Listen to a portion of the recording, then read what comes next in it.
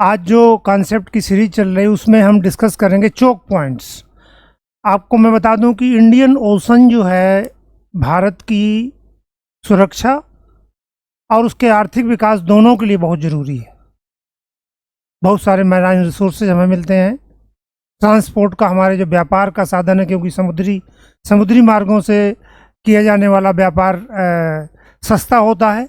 आपने देखा होगा कि इंडिया बहुत सारे कनेक्टिविटी प्रोजेक्ट भी इंडियन ओशन से लॉन्च कर रहा है, जैसे आईमेक है या कालादान प्रोजेक्ट है, और दूसरे देश भी चाइना वगैरह भी समुद्र का प्रयोग करके ट्रेड कॉरिडोर डेवलप कर रहे हैं। तो ये ट्रेड के लिए, इकोनॉमिक डेवलपमेंट के लिए, रिसोर्सेज के लिए और देश की सुरक्षा के लिए जिम्मेदार है। लेकिन इसमें जो बाधाएं हैं, चुनौतियां हैं, वो चोक पॉइंट्स की होती हैं।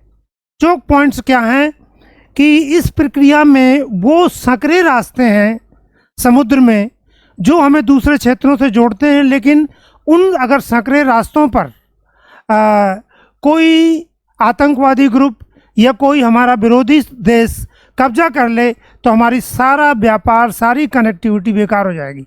ये बात क्यों हाईलाइट हो रही है बार बार?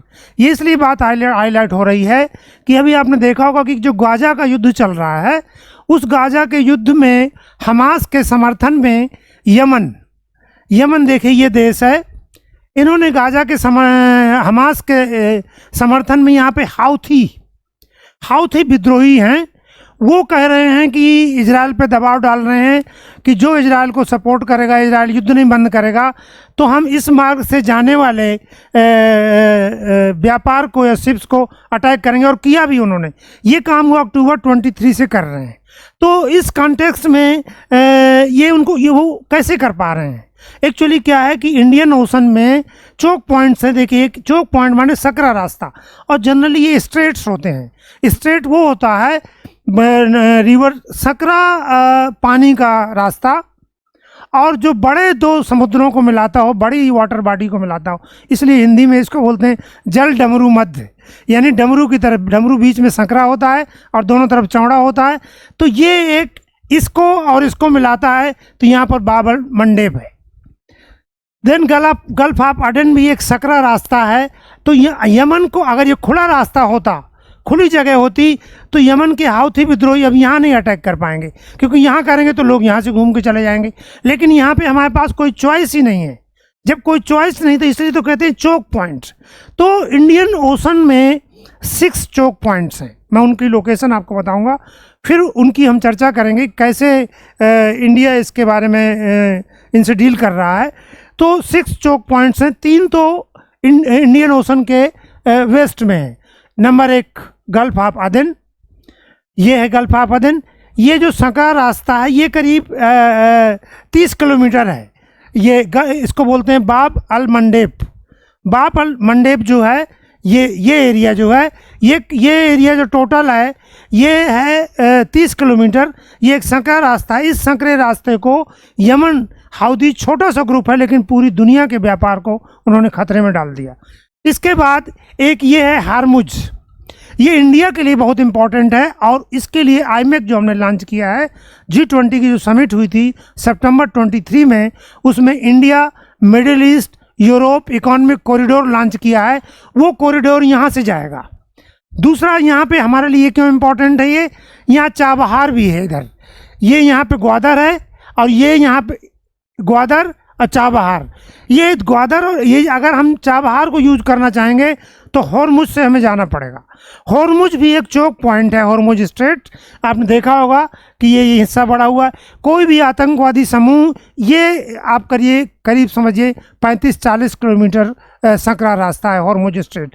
अगर इस छोटा सा भी आतंकवादी समूह इस को अगर कब्जे में कर ले तो हम न चाबहार को यूज कर पाएंगे, ना हम आईमेक को डेवलप कर पाएंगे।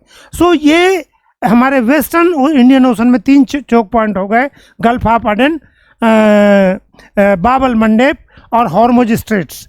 गल्फ ऑफ अडेन के बारे में एक बात और कहना चाहूँगा मैं, कि जब आपने सुना होगा कि 2007 और 8 में पायरेसी की समस्या इंडियन ओशन में बहुत बढ़ गई थी, क्योंकि सोमालिया है, यहाँ पॉलिटिकल कंडीशन बहुत डिस्टर्ब्ड है। तो यहाँ के जो उग्रवादी समूह हैं वो यहाँ पे निशाना बनाते थे। गल्फ ऑफ एडन में विदेशी शिप्स का अपहरण कर लेते थे, फिर उनसे फिरौती मांगते थे। तो ये पायरेसी की समस्या भी यहाँ पे बहुत गंभीर है, वो केवल इसलिए कि वो संकरी जगह है और यहाँ से आपको जाना है। क्यों? ये यहाँ से सुएज कनाल है जो मेडिटरेनियन को मिलाती है। अगर आप यहाँ नहीं जाएंगे तो सुएज कनाल वाले रास्ते को यूज नहीं कर पाएंगे और आपके पास विकल्प क्या है? आपके पास दूसरा रास्ता है, ये यहाँ से आप घूम के जाएं। आप खुद समझ सकते हैं कि इससे ट्रांसपोर्ट कास्ट कितनी बढ़ जाएगी। अब हम आते हैं दूसरी तरफ। अभी तक हमने डिस्कस किया था कि इंडियन ओशन के वेस्ट में 3 चोक पॉइंट कौन से हैं। अब हम डिस्कस करेंगे कि इंडियन ओशन के जो ईस्ट में वो 3 चोक पॉइंट वो कौन से हैं।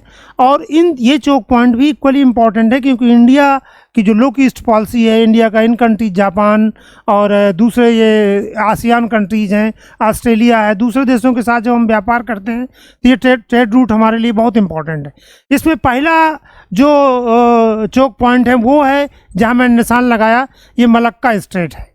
ये मलक्का स्ट्रेट जो है अभी वर्तमान में यूज़ किया जा रहा है, लेकिन चूँकि साउथ चाइना सी है बगल में यहाँ पर ये, तो चीन की जो आक्रामक गतिविधियाँ बढ़ रही हैं साउथ चाइना सी में, तो मलक्का स्ट्रेट एक कभी खतरे में हो सकता है। और इसीलिए इंडिया जो है अंडमान निकोबार आइलैंड में भी अपना और या अंडमान निकोबार आइलैंड में अपनी नौसैनिक गतिविधियाँ बढ़ा रहा है। दूसरा जो चोक पॉइंट है कि अगर इसको हो जाए, हम नहीं यूज़ कर पाएँ, तो हम इन कंट्रीज़ में पहुँचने के लिए दूसरा रास्ता ये है, इसे कहते हैं सुंडा स्ट्रेट। ये इंडोनेशिया का सुमात्रा है और ये जावा है। तो जावा और सुमात्रा के बीच में जो सकरा समुद्री रास्ता है ये मैंने बनाया, ये पैसिफिक ओशन और इंडियन ओशन को मिला रहा है। तीसरा जो है ये सुमात्रा हो गया, ये है बाली और ये लोम्बोक। तो ये एक रास्ता है, इसको कहते हैं लोम्बोक स्ट्रेट। तो हमारे 3 चोक पॉइंट हो गए। अब मलक्का, सुंडा और ये तीसरा लोम्बोक, और ये तीनों चोक पॉइंट पैसिफिक ओशन को में पहुंच हमारी देते हैं। अगर कभी ये चाइना इस पे कुछ एग्रेसिवनेस दिखाए तो हम इसको यूज कर सकते हैं, हालांकि इसको यूज कर सकते हैं। फिर भी मैं बता दूं कि सबसे आसान यही है, क्योंकि यहाँ सब जगह पर आपको डिस्टेंस बढ़ जाएगा ट्रेड का। तो इंडिया इसको ध्यान में रखते हुए, इन चोक पॉइंट की स्थिति को ध्यान में रखते हुए, एक तो हम आसियान के साथ अपने संबंध बढ़ा रहे हैं। दूसरा हम क्या कर रहे हैं कि जो अंडमान निकोबार आइलैंड है वहाँ पर हमने 2 बहुत इम्पॉर्टेंट इनिशिएटिव लिए हैं। एक तो इंडिया की एकमात्र ट्राई कमांड। ये ट्राई कमांड क्या होती है? इसमें तीनों सेनाएं एक साथ एक जगह पर रहती हैं और एक ही कमांड में काम करती हैं। अदरवाइज तीनों के अलग अलग कमांड हैं, दूसरी जगह पे वो अलग अलग कमांड में करती हैं। लेकिन हमने अंडमान निकोबार आइलैंड में पोर्ट ब्लेयर में ट्राई कमांड खोली। अभी आप चर्चा में सुन रहे होंगे तो 2024 में कि निकोबार में भी इंडिया जो है एक इंफ्रास्ट्रक्चर डेवलपमेंट प्रोग्राम कर रहा है, जहाँ वो पोर्ट बनाएगा, एयरपोर्ट बनाएगा और दूसरी ट्रांसपोर्ट बनाएगा। तो ये क्यों हम कर रहे हैं? क्योंकि इससे इस एरिया में हमें अपने को सुरक्षित करने में, अपने ट्रेड रूट को सुरक्षित करने में मदद मिलेगी।